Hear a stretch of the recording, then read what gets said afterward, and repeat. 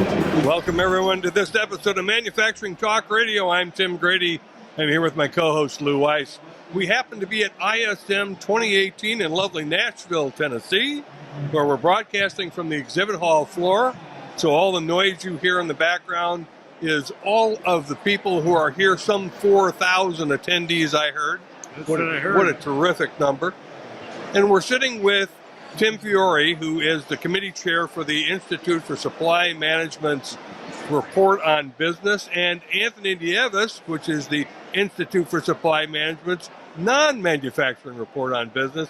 And they're going to touch a little bit on both of those reports and the semi-annual update that they'll be presenting later today here in a session. Tim, Anthony, welcome again to Manufacturing Talk Radio. Thank you for being with us. Yeah, great to be here, and great to be the four of us in one spot. Yes, thank you very much for having us. And if you keep on coming often enough, you get the yellow jacket. Well, we're not really fitting in. We're in dark colors, and you guys are in bright colors. At some point, we all got to look the same, don't we? Well, we're bookends here. You got us bookended. So, Tim, where would you like to start? We did talk, both you and Anthony, earlier in the month about the irregular reports. Do you want to work on the semi-annual update that everybody's waiting with bated breath to hear? Yeah, I think that would be a good place to start, and then we could probably go into just do a summary on what happened at the end of last month, because a lot of things are happening. I mean, the number tended to decline. That's not really the full story, but let's talk about the semi-annual. So, in November, December of last year, the community took a look forward for 2018, did some predictions on revenue, operating rates, CapEx expenditures, price growth, and then in May we do a status on it. And today we released the announcement, and we've got a 6.6% growth in revenue in the manufacturing sector for 2018, which is really strong.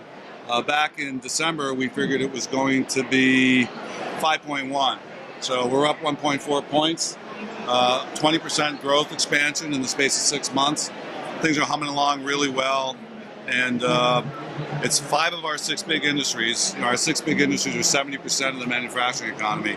5 of them predict revenues over 4%, which you talk about 3.5% GDP, manufacturing revenues at 4%. Now it's not real GDP, but it's real growth. So those are real strong numbers. Sure. Love the oil numbers. Clearly, you already heard that from me. Clearly strong. Anthony, from your perspective, what are you working on the semi-annual update? Well, when you look at the non-manufacturing sector, our respondents are not as optimistic as the manufacturing side, but still it's a good picture. When you look at revenues, the forecast going forward is 3.2%. That's a bit off of the 6.0% that they had from the fall forecast, and a little bit down from the 5.7 as well. So when you look at the non-manufacturing sector year over year, we look at last year there were 17 of the industries forecasted revenue growth. This year, looking forward, it's only 16. But still, if you look going back to last month's report on the monthly and what we've had going forward for the non-manufacturing sector, it's been a very good picture going forward. Yeah, so let's talk a little bit more about the revenue. So we figured that we closed 2017 at 4.1%. So we figure we're going to close 2018 at 6.6. That's a 50% growth nearly. That's pretty incredible stuff. Yeah, sure is. And we've been talking about the PMI every month, and although we had a decline in the PMI index, which is a sum of the 5 top indexes averaged out, we had a decline last month. My point in the analysis was that demand was still very strong. That our new order index was over 60 for 12 straight months, even though it was slightly down from the prior month. Our customer inventory number kind of went up a little bit, but not a big deal. And most importantly, the backlog of orders set a new record that hadn't been seen since, I think, 2011. So demand is really good. The community is saying that the year will end up very strong at a 6.6% expansion. And I keep saying if you've got demand, then everything else is just a management challenge. Good point. I think Brad Holcomb retired at the wrong time. Well, Tim's making these numbers go straight up. Doing a great job. Brad said the same thing when I ran into him last night. He said, "Look, Tim's showing me up. His numbers are better." I just report the facts. The facts and nothing but the facts. You mentioned about the PMI that took a drop. That was less than a point, wasn't it? We actually were down 2 points last month. Oh, 2 points. Yeah, we're actually, I think, but the real reason for the drop is the fact that we're not able to hire the quantity of employees that we need, and the supply chain is struggling with transportation issues and tariff-related inefficiencies that have occurred, and the two of those combined are driving down our inventory account and our production account, and that's really why the PMI dropped. So I don't really see that as a negative thing. I just see that as a manufacturing challenge. So, not to talk politics, let's talk about tariffs and taxes. Okay. What do you want to talk about? Take your best shot. Well, all right. So let's jump to. We did a semi-annual. We have actually special questions we asked the community, and we asked them about tariffs. And on the manufacturing side, 63% predicted that their company would raise prices due to tariff-related impacts. That's a big number. 5 of the 6 big industry sectors predicted that they would see over 4% price growth in their products to the ultimate consumer, which is really high. So, even though the tariff countries are very small from the standpoint of percent of total steel and aluminum input, the fact that they've established a ceiling now on steel and aluminum prices has driven the market price up to very high levels. And all of the manufacturing community at this point intends to pass them through to the ultimate consumer. As you know, all metals and forges are primary business, and it was the Friday the 23rd of March was the first day that the tariffs were to go into effect, and it was the following week where Nucor, Latrobe Steel, Allegheny, AK all raised their prices due to the tariffs. Now, they don't buy foreign steel, so I'm not sure why they felt they had to raise prices to American manufacturers, and then we, the public, are going to have to pay for it. Well, I think I mentioned this on the show last week. The White House did announce that they were after $9 billion of money, and whether they got funded through tariffs or whether it got funded through market price growth, I don't know that really mattered. But I think they're well on their way to $9 billion worth of market price growth. Sure feels that way. Well, Mr. President has a lot of billions, doesn't he? Does he make a contribution? Well, our PMI last, 36% of the comments that came in were all tariff related. The supply market is really struggling with it, whether it be prices, availability, price assurance, access. Lead times are being shoved out 14, 16 weeks from generally an 8 to 12 week kind of lead time. So, but like I said on the show last week, the supply chain will work through this. We'll get through this. We'll figure out how to manage it efficiently. And the biggest issue, I think, from a manufacturing growth standpoint is labor, it's employment, because that's not something you can solve easily. Well, the skill gap issue has been going on now for quite a while, but I think that there's a lot of action in the marketplace, universities, Votex, and so on, that are creating new programs, thinking out of the box, and they are getting a lot more people involved in manufacturing, and we think that's really a good thing. And they make more money coming out of school. Big supporter. I'm a technical school graduate. That's how I started my career. Is that right? Most people don't know that. Well, they do now. They do now. Tim, I'm just I went wondering. to school to be a mechanic. Okay. But now you're massaging the numbers. Yeah, right.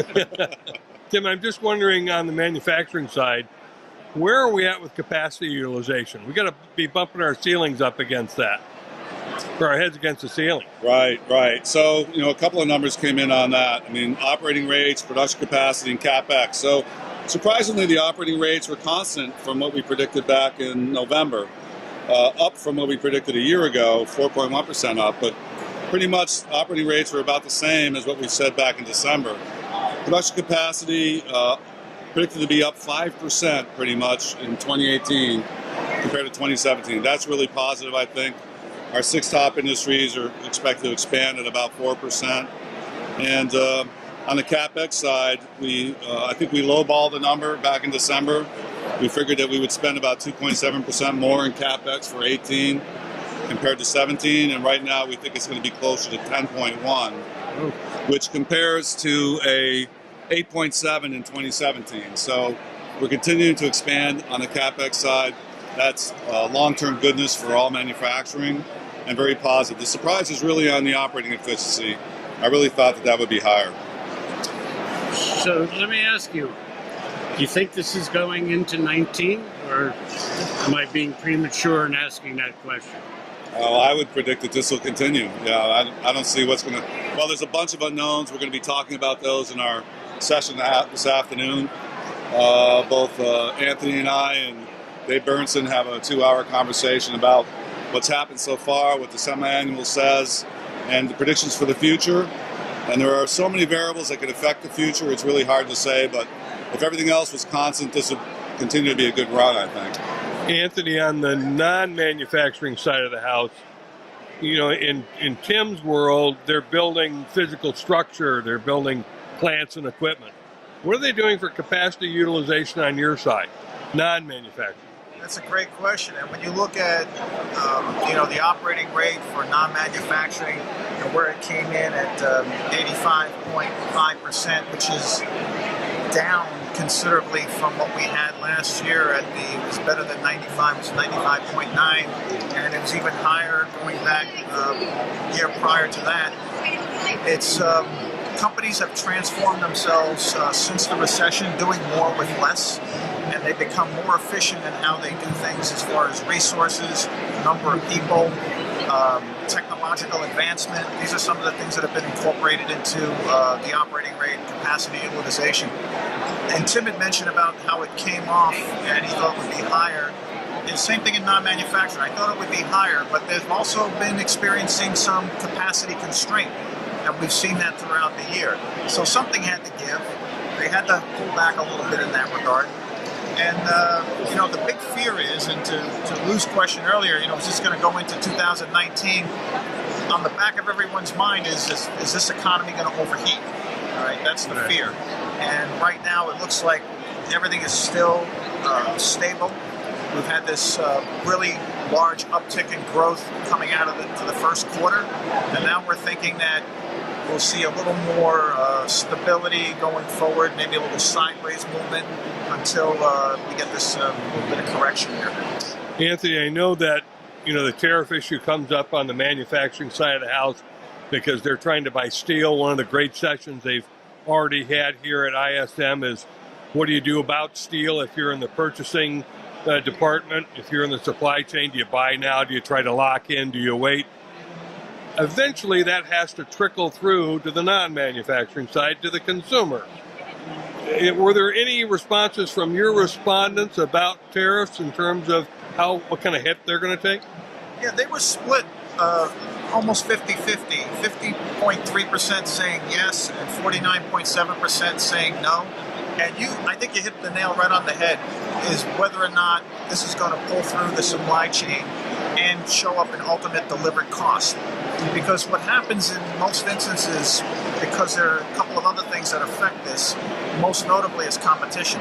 So unless you have few suppliers in a given commodity area, companies are wary about their competition and whether or not they're going to lose out on some business here. So they tend to absorb some of the price points within the supply chain, and it doesn't always get passed through.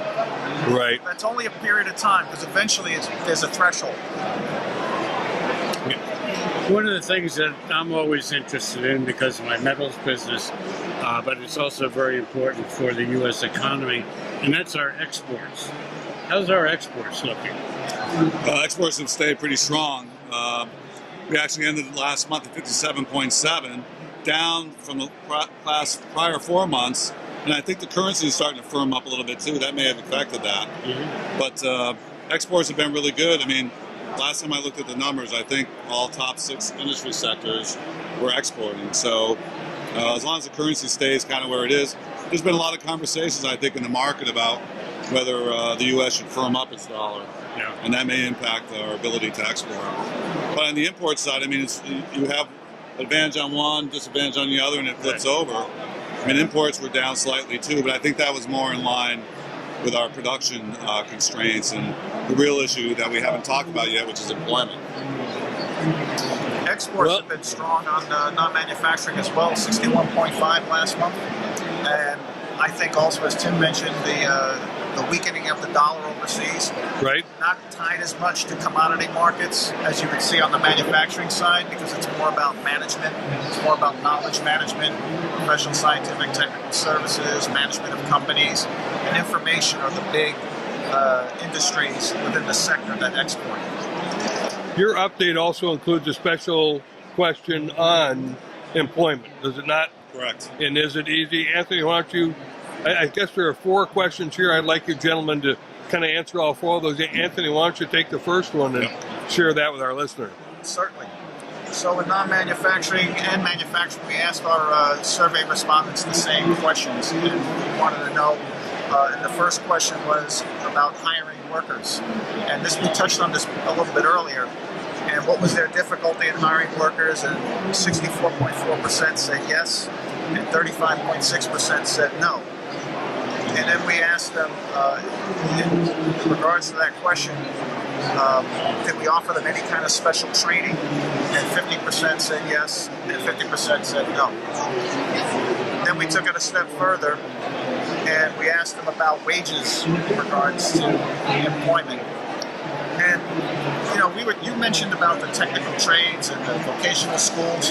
That's a big part of what's affected the non-manufacturing side, is because the labor pool has not been there in which to draw from to backfill these positions. So therefore, we've not had that wage pressure because there's nothing to really drive it at this point in time. Right. So, Tim, the Institute for Supply Management is kind of the wizarding school for purchasing managers and everybody coming up in supply chain.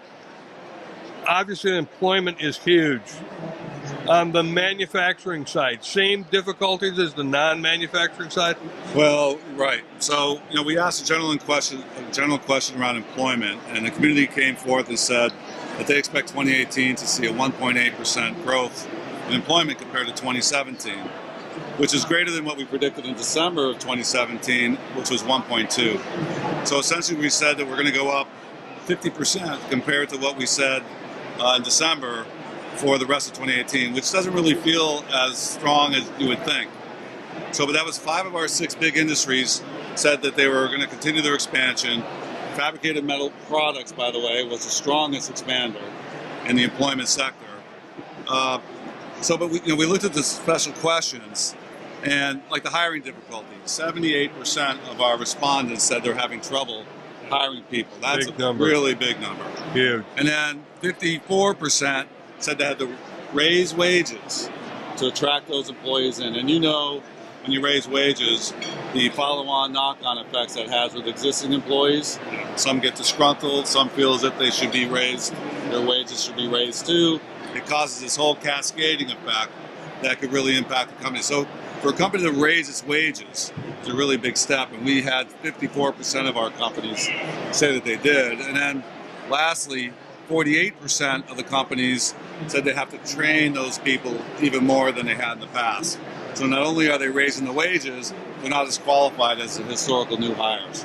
These are numbers that are all up. For instance, on the hiring difficulty, in December, 65% said they had difficulty.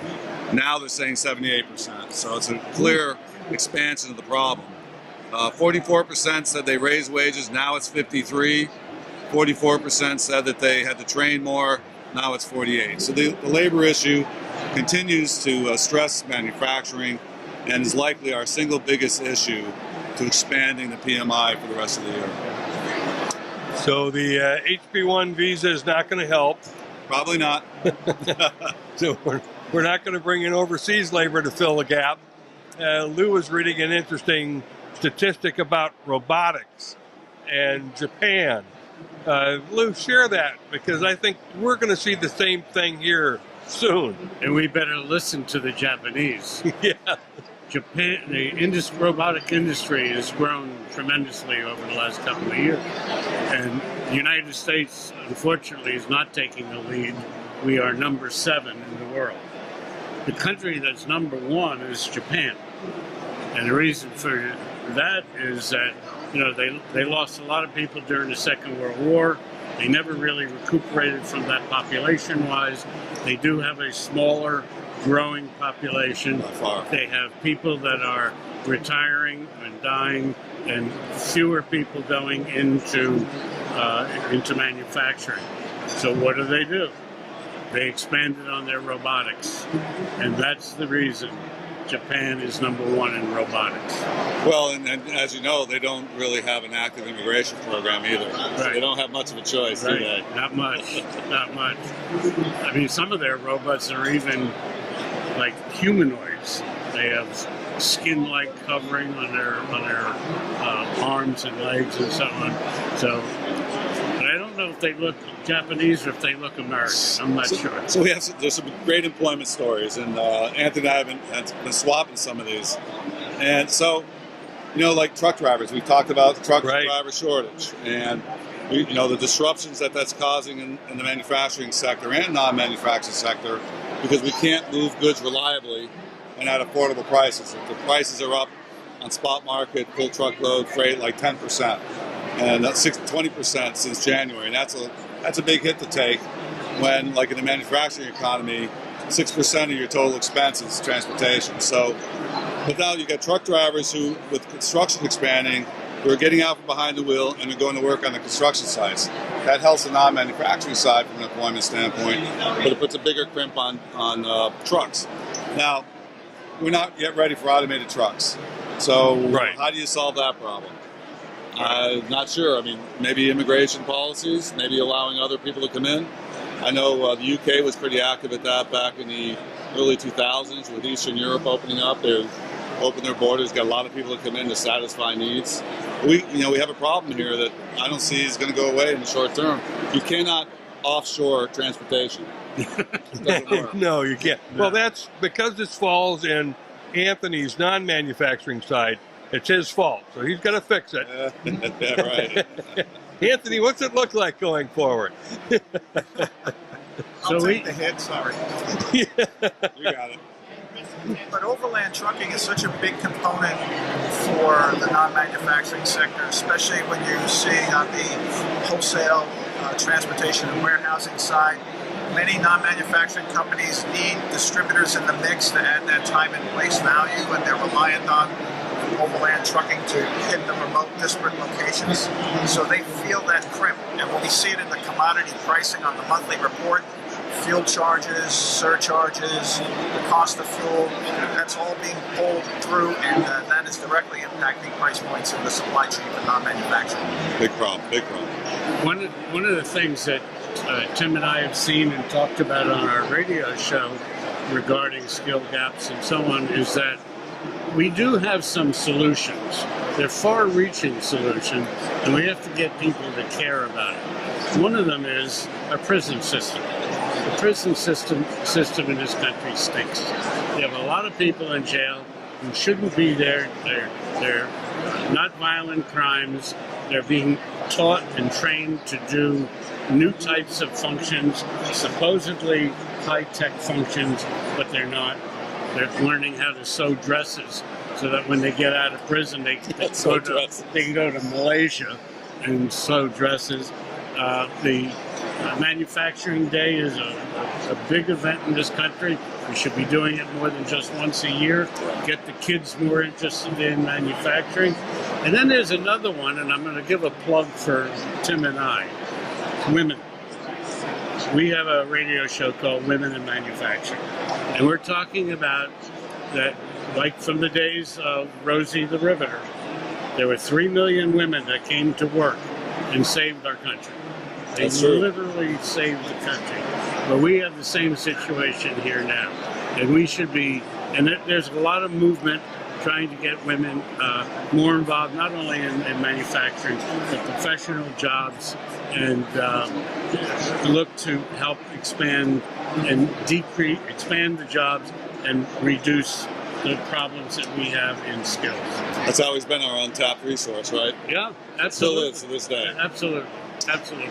So we should probably talk a bit about prices, huh? Okay. How much time we got? We got all the time in the world for you two guys. You're the pros. That's why we're here. We got till 6 o'clock. 6 o'clock. All right, so let's talk about prices. So the manufacturing sector came back and said price growth is going to be 5% in 2018. 5%, big, serious number. And we said that we've already seen 4.8% of it. So they're essentially saying that we've already run it up from January to today, May, and that we're almost at the top. So, and we'll stay there. That's pretty much what they're saying, because we've asked them the question, what is the price growth going to be at the end of the year? So we're probably going to run at this level now for quite some time. And you know, many of you have listened into the analyst calls, and a lot of the big manufacturing companies are talking about pricing headwinds based on raw material stuff. So the big question becomes, how much are they able to actually push that through to the eventual consumer? And the impression I got was that there's several that are very optimistic that they'll get there, and the activity is going to start in the June-July timeframe. Most of them are talking about Q3, Q4, raise prices and drive it through. That's going to be kind of the day of reckoning, I think, because either they're going to be successful and everybody's going to feel it and take it and spread the pain, or they're not going to be successful and margins are going to compress and they're going to start missing earnings calls. So I think this is where we're kind of set up. It's pretty dramatic. So the new prediction, I wrote down some notes here, is 2.5 times the normal manufacturing productivity improvement. So in my experience, generally you're expected in a manufacturing environment to improve your productivity about 2% a year. This 5% is over 2.5 times that level. So even if you do the 2% productivity improvement, you're still looking at a 3.5% growth in your costs. And like I mentioned at the last PMI, and I think this validates it again, that we are now in the heaviest sustained production price growth environment since the late 2000 recession. We haven't seen anything like this since 2005, 2006. Is that good or bad? I think as long as it gets passed through. But I think if it gets passed through, then it's going to be kind of dampened through Fed actions. Because if the whole economy took a 4% price growth, I'm not so sure that would be perceived as being the right thing long term. And my thought would be, and I'm no expert in this, is that you'd see some modification and maybe the gradual increase in interest rates. And like I've been saying for a while, you probably would see the buyback of all those bonds, or the sellback of all those bonds, to try to pull money out of the market. So I think the Fed is always there to kind of temper this stuff. And with this kind of price growth happening, predicted all the way through the end of the year, they're probably going to have to do something. You know, it's interesting that when the economy expands, it usually expands slowly, rises incrementally. But when the economy tanks, it's within 30 days. It's a slam, yeah. So we've done some predictions on the manufacturing expansion since 2002. I've talked to you guys about it a couple of times. And in our session, I actually drew a theoretical best fit line through those 4 expansion cycles. And the 02-03 expansion cycle was very dramatic. And it ran for about 54 months. The expansion that really never was in 2010, 2011, you can see the line is fairly flat. The one after that in 2013 through 15 is fairly flat. This line has got a really nice slope. It's got a really great shape. And it looks like a couple more months, if it kind of bounces across the top, you can kind of predict that we're going to have a nice solid run at something over 54 PMI, probably nothing much higher than 58, 57, and it's going to go on for quite some time unless somebody throws a stick in the front wheel and causes the rider to go over the handlebars. I can kiss you, but I'll hold back. Hold back. So much for close quarters. Yeah. Anthony, on the consumer side, what's the sense that the consumer is going to absorb the price increases that look like they're coming? You know, it's interesting. When you look at pricing year to year, last year our respondents were saying that prices at 1.1% minimum. And for 2018, they're forecasting a 2.1% increase. Double, but still low percentage, 2.1%. Right. And they're anticipating most of it's front-loaded in the first half of the year, 1.3% with 0.8% on the balance. Now, you brought up pass-through, and I said it earlier. How much is going to be absorbed upstream in the supply chain before it filters down into the consumer end user on the non-manufacturing side? And so far, our respondents feel that not so much of an impact. There's still a bit of uncertainty with the tariffs, as you see came out of the questions and what's going to happen there. But right now, most of the price increases have been around, again, fuel and around metals, as you guys know, and it's filtered down into the non-manufacturing. It's been on stainless and it's been on steel products. Tim brought up something earlier today that wound up in both reports on the monthly was soybean oil, and that was affected by what was one of the largest products being imported in. Oh, right. Interesting. Well, this is what makes the ROB so great. So, Anthony's piece is the service sector generally. It tends to be a bit more stable. That's why manufacturing companies like to have a service sector in their portfolio business. And the manufacturing side tends to always be spikier. It rises faster and goes off the cliff, and it tends to be a little bit earlier. So, on the pricing side, I was looking at my notes here. We predicted in December of 17 that prices would grow, input prices to us, to our manufacturing community, by 1.2%. No, I'm sorry, 1.8%. Now we're saying 5%. Wow. That's incredible. This is a 3.2% increase in the space of 6 months. What a bad guess. We're way off. We're way off. But we live it every day, right? Sure. And I think a lot of that has to do with the tariff-related impacts because we're dealing with steel, and it's such a big part of our economy. But at that kind of a growth, like I said earlier, that's just dramatic. I'm almost afraid to think what might happen if the next set of tariffs on the 1,300 products kicks in, largely affecting manufacturing and then consumers. That 5% could go up. Well, you look at it, and there's obviously a big disagreement on tactics. Not to get into the people who live in Washington. Big disagreement on tactics, and whatever they decide is going to have a massive impact on what's happening in our world. No doubt about that. Yeah, without a doubt. Without a doubt. Well, Anthony, let me have you wrap up the non-manufacturing side. I'll go to Tim to wrap up the manufacturing side. I know you guys have got a big session here coming up shortly. So we're going to continue to see growth in the non-manufacturing sector moving forward in 2018. We talked about the operating rate at 85.5%, still strong. Capital expenditures, 6.8%, and that's something to note that it's up from the less than favorable forecast that we had back in the fall. More in line with the 7% we had the prior year forecast. Came in about 3.2, now back up to 6.8. We're looking at revenue increases down a bit, 3.2%. I just think it's a leveling off. Still some room for growth there. And as well as we look at overall, the non-manufacturing sector has experienced some hiring difficulty, as we addressed in the special question. Right. Wage pressure, not there. I think there's 3 factors to look at. One is globalization. The other is technology, as I mentioned. And lastly is competition. But still being a labor-intensive sector, non-manufacturing will continue to thrive going forward in 2018, the balance in 2018. Touch base with me a little bit on globalization. When you look at, it kind of goes back to the world is flat. Okay. We're having more things come in interrelated with global economies, with global manufacturing, global services, and labor as well. So even though we talked about visas being limited, resources we've had offshoring, outsourcing, that has kept wage pressures down in check for non-manufacturing. Thank you. Okay, quick summary. So manufacturing revenue is up 6.6%, fantastic growth. Production capacity, CapEx, in line with overall expansion so far. Price is up 5%, incredibly high, a lot of tariff-related impacts. Transportation issues kind of driving that. And ultimately, the growth in manufacturing is going to be driven by our ability to hire and retain good qualified employees. Great time to be in manufacturing. You bet. You bet.